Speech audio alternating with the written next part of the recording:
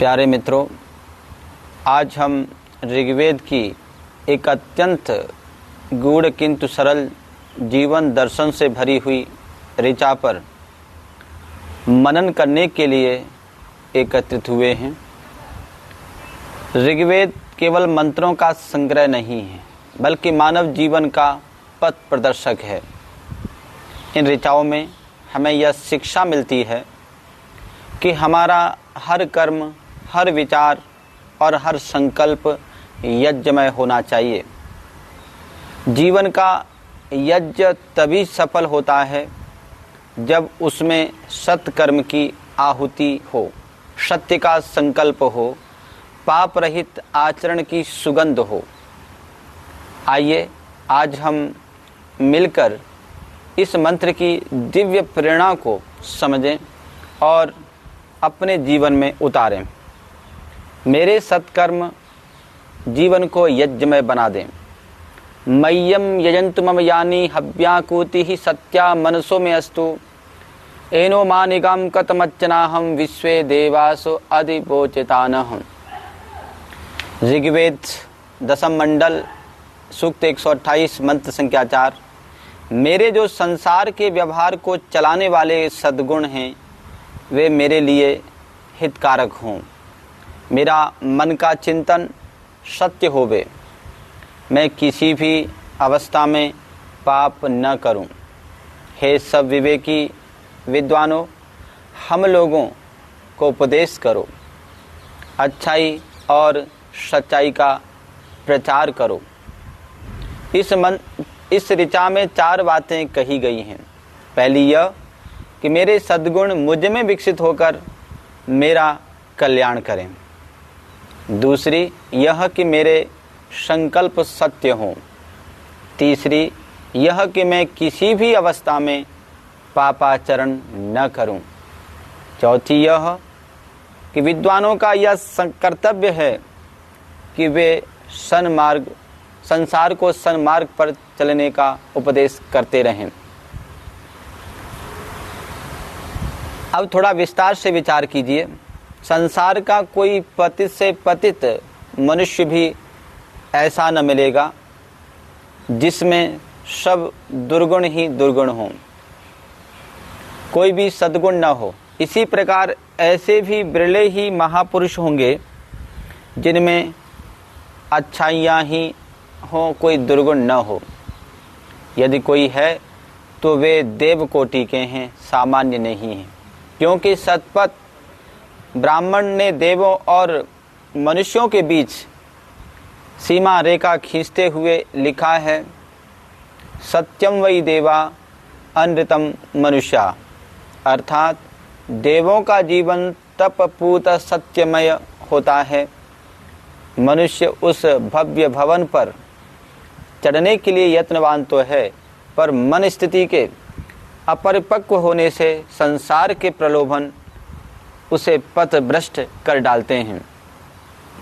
उदाहरण के लिए हम सभी महाभारत के प्रसिद्ध 2 पात्र दुर्योधन और कर्ण को अच्छा नहीं समझते।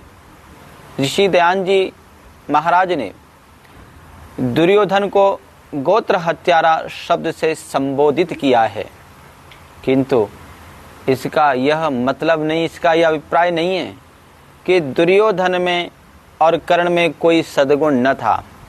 महाभारत में इनके चरित्र के अनुशीलन से विदित होता है कि इनके कुछ गुण बहुत ही असाधारण और मोहक थे। कर्ण की वीरता, सच्चरित्रता और दानशीलता अद्भुत थी। उसकी वीरता और उदारता का वर्णन करते हुए व्यास जी ने लिखा है, यस्य चेतसि निर्व्याजम द्वयम तूलकणायते क्रोधो विरोधिनां सैन्यम प्रसादे कन कौंचयः। जिस कर्ण के चित्त में 2 वस्तुएं एक समान रुई के रेशे की तरह उड़ती रहती हैं, क्या क्या? क्रोध आने पर शत्रुओं की सेना और प्रसन्न होने पर सोने के ढेर। अर्थात कर्ण उच्चतम कोटि का वीर और दानी है। दूसरे श्लोक में भी उसकी शूरता और उदारता का वर्णन करते हुए लिखा है, अर्थ प्रत्यर्थि लक्ष्य परांग मुख चेतसम यम परांग मुखताम निन्यु केवलम परयोषित। लाखों याचक और शत्रुओं को देखकर कर्ण ने कभी अपनी पीठ नहीं दिखाई। उसे विमुख करने वाले केवल परिस्त्रियां ही हैं, अन्य कोई नहीं। जीवन लीला समाप्ति से पूर्व भीष्म ने कर्ण को बुलाकर कहा, ब्रह्मण्यतां च शौर्यं च दाने च परमं स्थितिं न त्वया सदृश कश्चित् पुरुषेष्वमरूपं। हे देवतुल्य कर्ण, ईश्वर भक्ति, शूरता और अत्यंत दानशीलता, इन गुणों में तेरे समान कोई दूसरा नहीं है। कुल भेद भयाश्चाह सदा परुष मुक्तवान ईश्वस्त्रे चास्त्र संधाने लाघव अस्त्र बले तथा सदृशः फाल्गुने नैनासी कृष्ण च महात्मना। हे कर्ण, कुल की फूट को देखते हुए मैं तुझे कठोर वचन कहता रहा हूँ, नहीं तो अस्त्र शस्त्रों के चलाने और चुस्ती में तुम अर्जुन और महात्मा कृष्ण से किसी प्रकार कम नहीं हो। इससे भी बढ़कर कर्ण के जीवन का उज्जवल पक्ष वह है जब राज्य का प्रलोभन देकर कृष्ण ने दुर्योधन का साथ छोड़ने के लिए कर्ण से कहा, त्वमेव कर्ण जानासि वेदवादान सनातनान त्वमेव धर्मशास्त्रेषु सूक्ष्मेषु परिनिष्ठित। कर्ण, तुम सनातन वैदिक मंतव्यों से परिचित हो और सूक्ष्म धर्मशास्त्रों में तुम्हारी पैठ है। कनीनस्य सहोडस्य कन्यायां यस्य जायते बोढ़ारम पितरम तस्य प्राहु शास्त्रविदो जनाः। कुमार अवस्था में उत्पन्न हुई संतान उसी की मानी जाती है जिसके साथ उस लड़की का विवाह होता है। यह शास्त्रीय मर्यादा है। सोअसि कर्ण तथा जातः पांडो पुत्रोसि धर्मतः निग्रह धर्मशास्त्राण मोहि राजा भविष्यसि। सो इस प्रकार की उत्पत्ति के कारण तू धर्मानुसार पांडु का ही पुत्र है। अतः धर्मशास्त्र की मर्यादा के अनुसार तो इस ओर आ, यहाँ तू राजा होगा। पितृपक्षे चते पार्था मातृपक्षे च विष्णयः द्वौ पक्षा भी जाने ही त्वमेते भरतर्षभ। तेरे भाई बंधु युधिष्ठिर आदि हैं और नंसाल में हम विष्णु लोग हैं। तू इन दोनों पक्षों को भी समझ ले। मया सार्धमितो यतस्मद्य त्वां तात पांडवाः अभिजानन्तु कौन्तेयं पूर्वजातम युधिष्ठिरात् हेतात। यदि तू जब मेरे साथ वहाँ जावेगा तो पांडव लोग युधिष्ठिर से पूर्व कुंती से उत्पन्न हुए बड़े भाई के रूप में तुमसे परिचित होंगे। पादौ तव गृहीष्यन्ति भ्रातरः पंच पांडवाः द्रौपदीयास्तथा पंच सौभद्रश्च पराजितः। पांचों पांडव तेरे छोटे भाई होने के कारण तेरे चरण स्पर्श करेंगे। द्रौपदी के पांचों पुत्र तथा सुभद्रा का अपराजित पुत्र अभिमन्यु, ये सब चरण स्पर्श करेंगे। साथ ही पांडव पक्ष में एकत्र हुए सब अंधक विष्णु तेरे अनुयायी होंगे। ये सभी तथा अहम च त्वाभिषेष्यामि राजनम पृथ्वीपतिम। मैं तुझे पृथ्वी के स्वामी राजा के रूप में मैं तेरा अभिषेक करूंगा। युवराजोस्तिते राजा धर्मपुत्रो युधिष्ठिरः गृहीत्वा व्यजनं श्वेत धर्मात्मा संस्थित व्रतः। धर्मपुत्र युधिष्ठिर युवराज के रूप में श्वेत व्यंजन पंखा हाथ में लेकर तेरी सेवा में खड़ा रहेगा। भीमसेन विशाल श्वेत छत्र तेरे ऊपर लगाकर खड़ा रहेगा। सफ़ेद घोड़ों वाले तेरे सुंदर रथ को अर्जुन हाँकेगा। नकुल, सहदेव, अभिमन्यु, पांचाल आदि सब तेरे पीछे पीछे चलेंगे। स त्वं परिवृत पार्थी नक्षत्रेरिव चंद्रमा प्रसादी राज्यम कौन्तेय कुंतीश्च पतिनंदनय। तू पांचों पांडवों में नक्षत्रों में चंद्रमा के समान सुशोभित होकर राज्य का शासन कर, कुंती को आनंदित कर। ऊपर के उदाहरणों से यह स्पष्ट है कि कृष्ण ने कितने प्रलोभन देकर, लोभ देकर और धर्मानुसार कर्ण को अपनी ओर करना चाहा था, पर यह सुनकर कर्ण ने बहुत विनीत भाव से निम्न उत्तर दिया।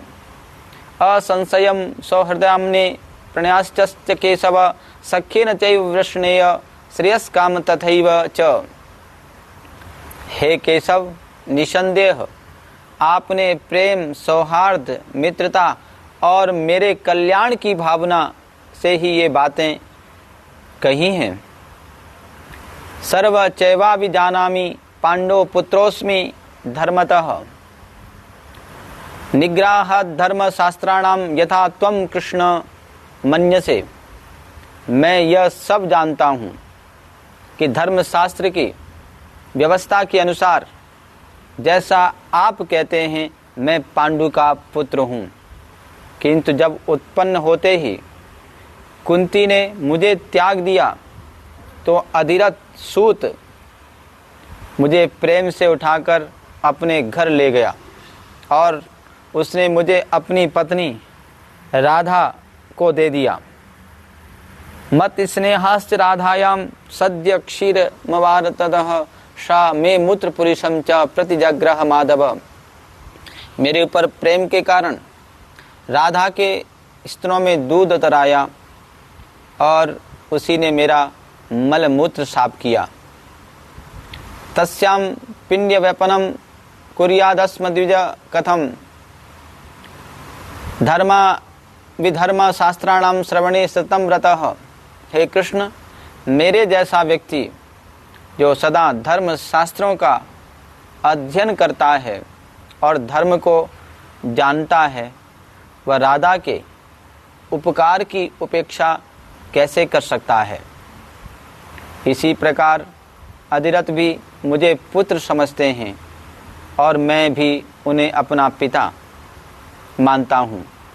उन्होंने ही शास्त्रानुसार मेरे सब संस्कार कराए और पुरोहितों से वशुसेन मेरा नाम रखवाया है। युवा होने पर विवाह कराया और अब मेरे पुत्र और पौत्र हैं। उन सब के साथ मैं आत्मीयता के सूत्र में बंधा हुआ हूँ। न पृथिव्या सकलाया न सुवर्णस्य राशिभिः हर्षाद भयाद्वाहा गोविंद मिथ्या कर्तुम तदुस्सहे। हे कृष्ण, समस्त पृथ्वी और सोने के ढेरों पर भी तथा किसी हर्ष और भय के कारण भी मैं इन संबंधों को नहीं झुटला सकता। इसके अतिरिक्त हे कृष्ण, धृतराष्ट्र कुले कृष्णः दुर्योधन समाश्रयात् मया त्रयोदशः समाभुक्तम राज्यम अकंटकम। दुर्योधन के बबूते पर धृतराष्ट्र के परिवार में मैंने निष्कंटक 13 वर्ष तक राज्य का सुख भोगा है। माम च कृष्ण समासद्य कृतम शास्त्र समुद्यत दुर्योधनेन वाष्णेय निग्रश्चापि पांडवै। हे कृष्ण, मेरे भरोसे ही दुर्योधन ने पांडवों से शत्रुता की है और मेरे ही भरोसे यह युद्ध रोपा गया है। इसके अतिरिक्त अर्जुन के साथ लोहा लेने के लिए तो दुर्योधन ने मुझे ही चुना है। अतः वदाद्वन्द्वाभयादपि लोभादपि जनार्दनः अनृतं नोत्सहे कर्तुं धार्तराष्ट्रस्य धर्मतः। हे जनार्दन, मृत्यु अथवा बंधन के डर से अथवा किसी भी प्रलोभन निश्चय के कारण मैं दुर्योधन के इस विश्वास को ठेस नहीं पहुंचा सकता। आपने मेरे हित के कारण ही ये सब बातें कही हैं। मुझे विश्वास है कि आपके निमंत्रण के कारण पांडव करेंगे भी वैसा ही। फिर भी मैं आपको परामर्श देता हूँ, सलाह देता हूँ कि आप मेरे जन्म के तथा पांडवों का बड़ा भाई होने के रहस्य को अपने तक ही गुप्त रखें। मैं इसी में सबका कुशल समझता हूँ, क्योंकि यदि जानाति माम राजा धर्मात्मा संयतेन्द्रियः कुंत्या प्रथमं पुत्रम न स राज्यम गृहीष्यति। जितेंद्रिय धर्मात्मा युधिष्ठिर को यदि यह पता चल गया कि मैं कुंती का ज्येष्ठ पुत्र हूँ, तो वह राज्य लेना स्वीकार नहीं करेगा और मुझे ही अर्पित कर देगा। प्राप्यम चापि महद्राज्यम तदहम मधुसूदन स्फीतम दुर्योधनायेव संप्रज्ञा मंदिरम। हे मधुसूदन, युधिष्ठिर के दिए हुए उस महान राज्य को मैं दुर्योधन के प्रति अपनी कृतज्ञता प्रकट करने के लिए दुर्योधन को ही दे दूंगा। इस प्रकार आपका यह महान कार्य संघर्ष निरर्थक हो जाएगा। इसलिए मेरी कामना है कि स एव राजा धर्मात्मा शाश्वतो अस्तु युधिष्ठिरः नेता यस्य ऋषिकेशो योद्धा यस्य धनंजयः। अर्थात जिसका नेता कृष्ण हैं और योद्धा अर्जुन हैं, वह राजा युधिष्ठिर ही सदा सर्वदा बना रहे। कर्ण का यह चरित्र लोकोत्तर है या नहीं, इसके अतिरिक्त भी कर्ण के जीवन में अनेक प्रेरक प्रसंग हैं, किंतु हम अधिक विस्तार में न जाते हुए ने छोड़ देते हैं। इसी प्रकार की वीरता कर्ण के साथ मैत्री की निर्व्यसनता, अपनी बात रखने के लिए सब निछावर करने की धुन दुर्योधन के चरित्र के भी अविभाज्य अंग हैं। कर्ण के सेनापति बनने पर अश्वत्थामा ने यह प्रण कर लिया था कि वह उसके सेनापतित्व में शस्त्र नहीं उठाएगा। जब अर्जुन ने कर्ण को युद्ध में मार दिया, तब समाचार पाते ही अश्वत्थामा गर्जता हुआ दुर्योधन के पास पहुंचा और बोला, राजन, जिस कर्ण के ऊपर आपने पांडवों को परास्त करने की आशा बांध रखी थी, वह उनका कुछ भी बिगाड़ न सका और संसार से चला गया। अब तुम मेरा जौहर देखना, मैं केवल एक दिन में ही निष्पांडवा मोदिनी संसार से पांडवों को विहीन कर दूंगा। राजनीति की यह सामान्य सी बात है कि अपने विजय के लक्ष्य को पूरा करने के लिए जहाँ से भी हो सहायता मिले ले लेनी चाहिए। कर्ण तो अब संसार से गया, उससे अब किसी प्रकार की आशा ही कहाँ हो सकती थी।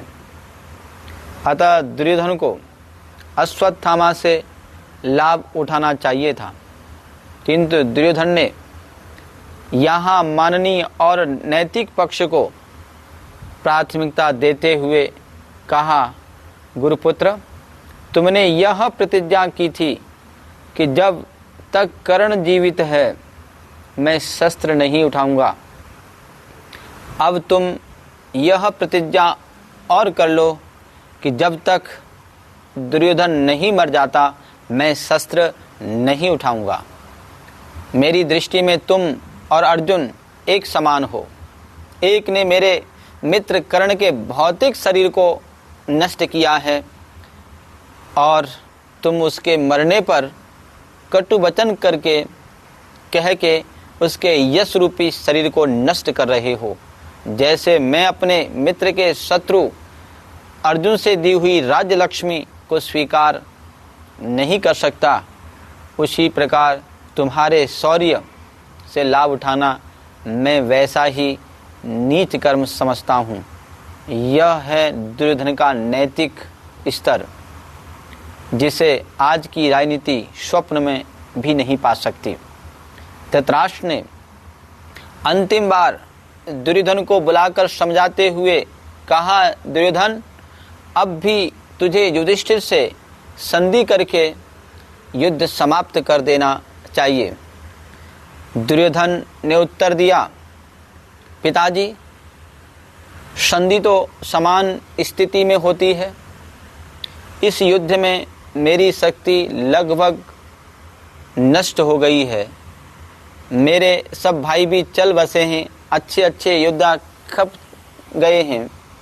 युधिष्ठिर के सभी भाई सकुशल हैं, सैनिक शक्ति भी सुरक्षित है, तो संधि की संभावना कहाँ है?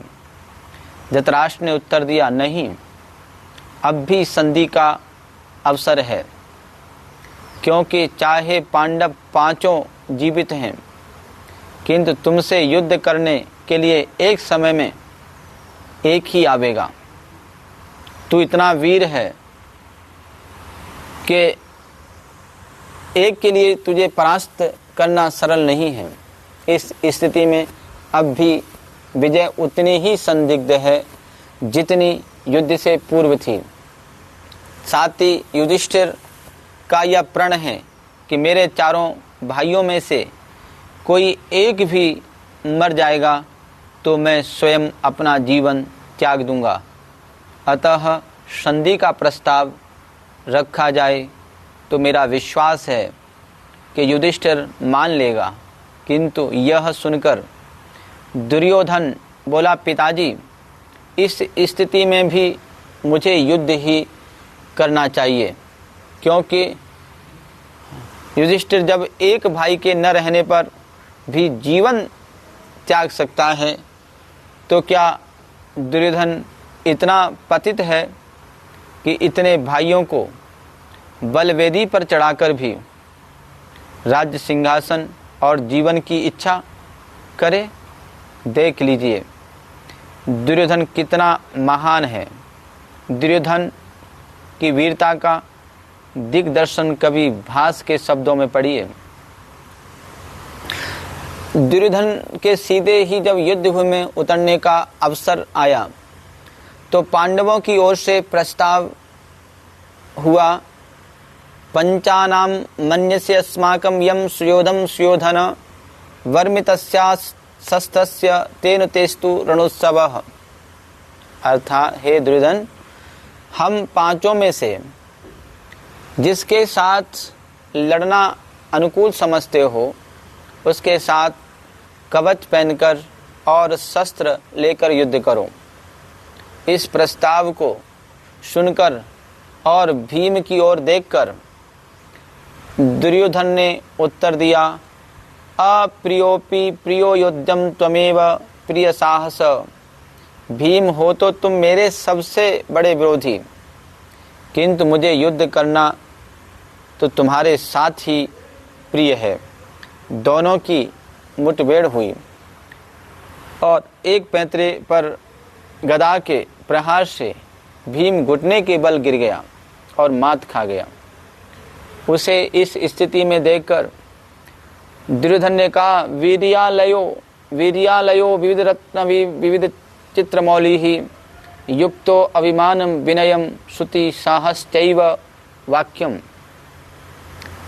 वदत्युपः सन्नितुम भीम दीनम वीरो निहंति समरेषु भयम त्यजेति। अत्यंत वीर अनेक रत्न जटित मुकुट धारण किए हुए अभिमान विनय और कांति से सुशोभित दुर्योधन ने हंसी उड़ाते हुए भीम को फीका पड़ा देखकर कहा, भीम, युद्ध में वीर कभी दीन शत्रु पर प्रहार नहीं करते, अतः डर छोड़कर साहस से सामने आ। भीम ने रोष में आकर कृष्ण के संकेत पाकर युद्ध के नियम के विपरीत गदा प्रहार करके दुर्योधन की जंगा चूर चूर कर डाली। उस अवस्था में भुजाओं के सहारे शरीर को घसीटते हुए दुर्योधन की उक्ति दृष्टव्य है।